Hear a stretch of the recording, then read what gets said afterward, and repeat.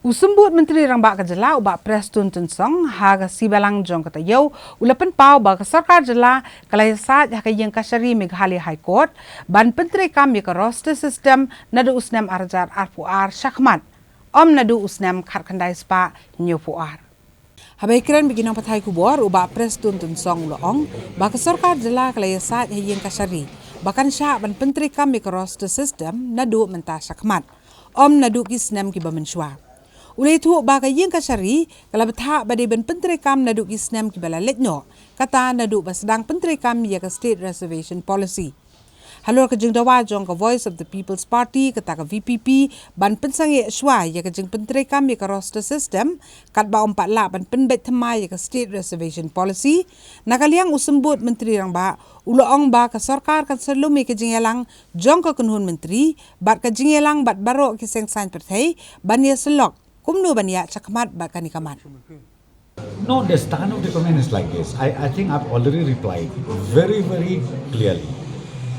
See the roster system, implementation of roster system.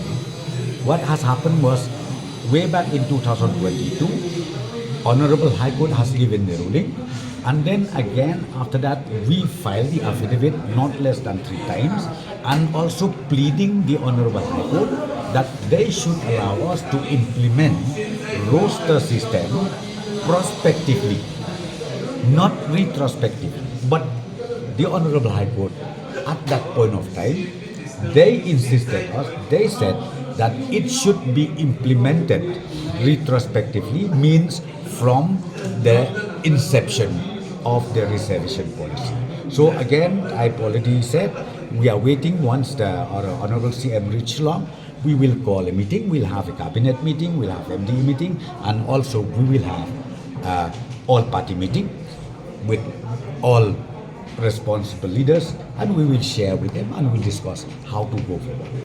Hadian bagajeng aipor ke Sorkar jela ya ke Harijan Panchayat Committee kata ke HPC kala kutno ban ya ke jubab halor ke jeng terwa ke Sorkar ban penken riak no yaki na temmetor nakaliang chairman ke High Level Committee ulaong ba dan jeng tip la ke HPC kala dep ni em ban pa ya ke jubab halor ke jeng terwa jong ke Sorkar.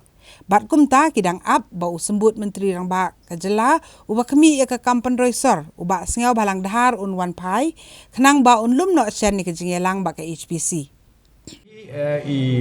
Deputy CM jong in charge jong urban affairs in Dawan tang balong ngila penting na bangi kwa ban pendep yang nekam begin song meeting bat kini ki HPC la ko menurut hapo jong ni kemnai tang balong mentangi dang ibut kam saban penkre yang nek G20 tinggal ibut kam lut boro-boro ke once by Deputy CM yang urban affairs in one te nang tungin sa bu ya kesini dan ifat ini nak kementar begin batai susu ya ke stand jong ni government bat kumjuk ru ban skap naki ke begidot bat Hakabede baka jing keno baka jing ti baka jing kayitu yu do yong kadang ya sakman nakaliang uba Prestone Tensong ubalong ru menteri kampo ying jong kejela ula pentep baka Sorkar kala betha ya katanat pulit bakan penti kena baka jing kayitu yu do yong kadiban sangi no sisendan hapo kejela uloong ba kinu ki bakit bi an yu do yong deban kurup bat ban pengat yaki kat kumki kendon an. Illegal coal we already asked to stop totally. Whoever carrying illegal coal, they'll be seized and then they'll be charged. That is my stand, very, very clear. Menteri kampo yeng uba Prestone Tensong uloong ba hakini kisngi gibanwan.